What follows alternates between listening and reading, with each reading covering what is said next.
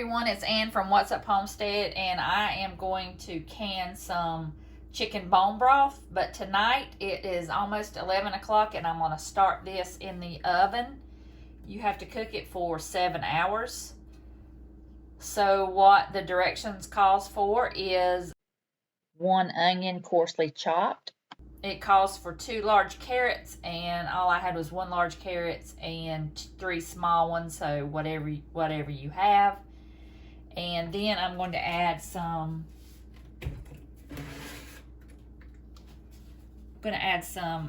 apple cider vinegar, 1 tablespoon. It calls for the unfiltered kind, but I don't have that, so I'm just going to use the regular apple cider vinegar.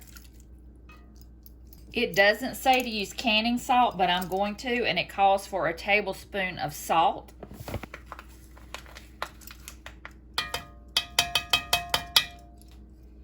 It calls for 2 quarts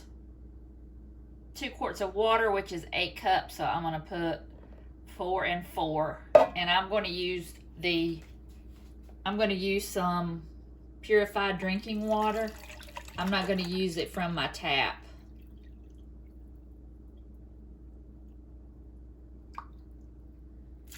It doesn't say you have to in the directions. I'm just going to. Especially if I'm going to can it. We have fluoride in our water, so I don't really want to put that in there. And it also calls for 2 bay leaves.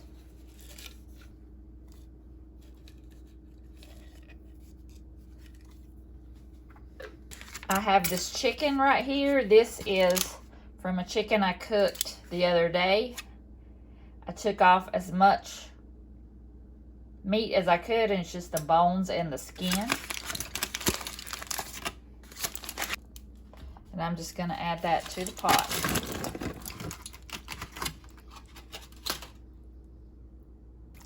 I'm just going to stir that around.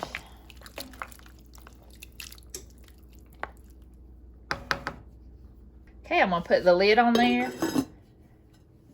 I'm going to put it in a 225 degree oven for 7 hours. After 7 hours, all you'll do is lower the temperature to 180 and cook it for another 7 hours. So I will see you in the morning and we'll check on it.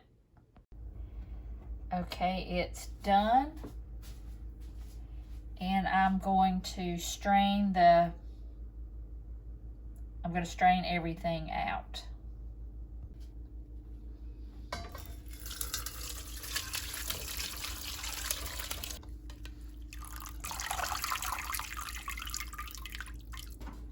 Okay, so this is the finished product. Okay, so it says we need 2 quarts, which is 8 cups. So I'm going to measure this into another bowl and see if we have 8 cups or 2 pints. And if we don't have enough, we can add water to make it enough. Pour it in this bowl. I don't want to spill it or waste it, just in case. So this is 4 cups right here, so I don't think we'll have quite 8 cups. So let's go ahead and pour this.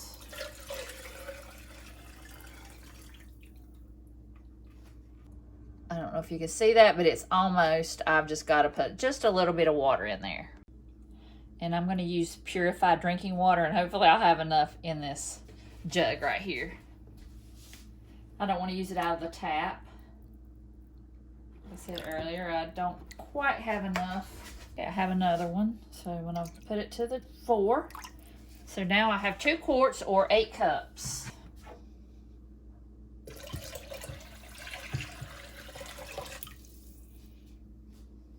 Okay, so now I'm going to take my strained bone broth, put it in the bowl, and put it in a pot and bring it to a simmer. I've got my pressure canner here heating up. I've got my hot jars that I washed in hot soapy water. Make sure you wash it in hot soapy water. They do not have to be sterilized. It's going to be more than 10 minutes. Do not let the water boil. You just want it to be at a simmer. And a simmer is between 180 and 205 degrees. And that's also what you want your broth to be. So I've got a thermometer here, and it is at 169, 170. So we'll wait till it gets to around 185, and then we'll start the process. Okay, it's at a simmer, so I'm going to start the process. I've got a bowl here. I'm going to set my jar on the bowl so it'll keep the mess down. I'm going to put this funnel over it. I will ladle the hot liquid into the jar, and then I'll use the jar lifter to put it in and out of the canner. And this is going to be for getting the air out of the jar, getting the air bubbles out of the jar. And they say you don't have to heat your rings and lids, but I've had a couple failures not doing that, so I think I'm going to go back to at least putting them in really hot water and letting them sit there, and we'll see. I had like 3 jars of beans not seal, and they were big quart jars, and I've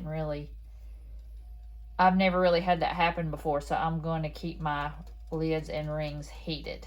So let's get a jar out and I'll show you the process. Okay, got the jar. Turn down the heat a little bit. I'm going to put my funnel in there. And take my ladle, and I'm going to ladle in the broth.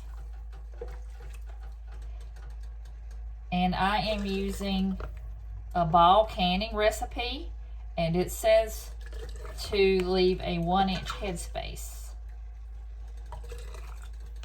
So I know that that's at the rim of the jar right here, so I am going to try and not to get it above that line. I'm going to kind of hold my funnel up till I get to that point right there. And I will just use the tool and make sure all the air bubbles are out. And I'm going to take a napkin, a wet napkin, and just wipe off the rim, make sure there's nothing there that will interfere with the seal. Then I'm going to take a lid and a ring, and I'm going to screw that on. Just fingertip tight, as they say. Besides, that jar is really hot. You're not going to be able to touch it for very long. So then I'm just going to put this in the canner to let it stay warm, and I'll get another jar and repeat the process. So I'll do one more. Put your funnel on there,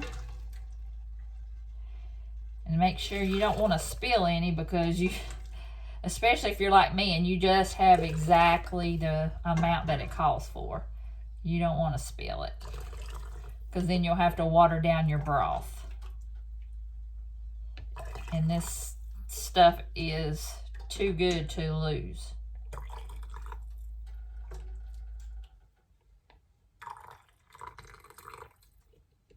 Okay, so it's at 1 inch. The directions say to do this, but I don't really ever see any air bubbles in liquid that doesn't have anything else in it. But I'm going to do it anyway because I'm a rule keeper.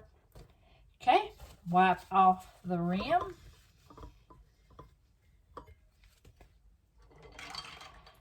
Put your lid on and your ring.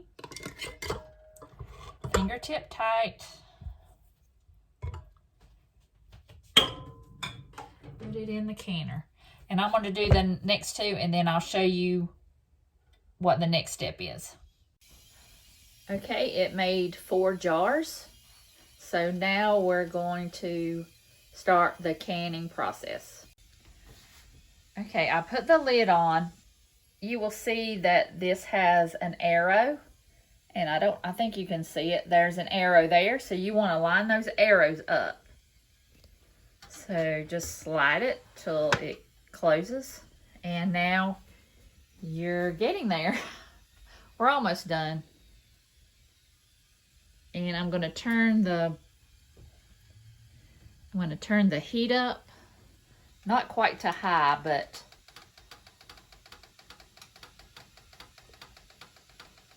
medium high. And then we are going to wait until it starts the steam starts coming out right here. And that will take a few minutes. And as soon as you see a steady stream come out, then you will set your timer for 10 minutes. Not just a little bit of steam, but a steady stream coming out. And you want this, that will empty all the air out of the canner. So don't skip that step. And wait till it's a steady stream. So I will wait till it starts steaming. I will wait until there's a steady stream, and then I'll come back and show you. Okay, there's a steady stream, so I'm going to set my timer for 10 minutes, and then we'll come back. Okay, it's been 10 minutes. I'm going to put my weight on. And I'm going to wait till it comes up to pressure. It will come up to 10, and this will start rocking back and forth.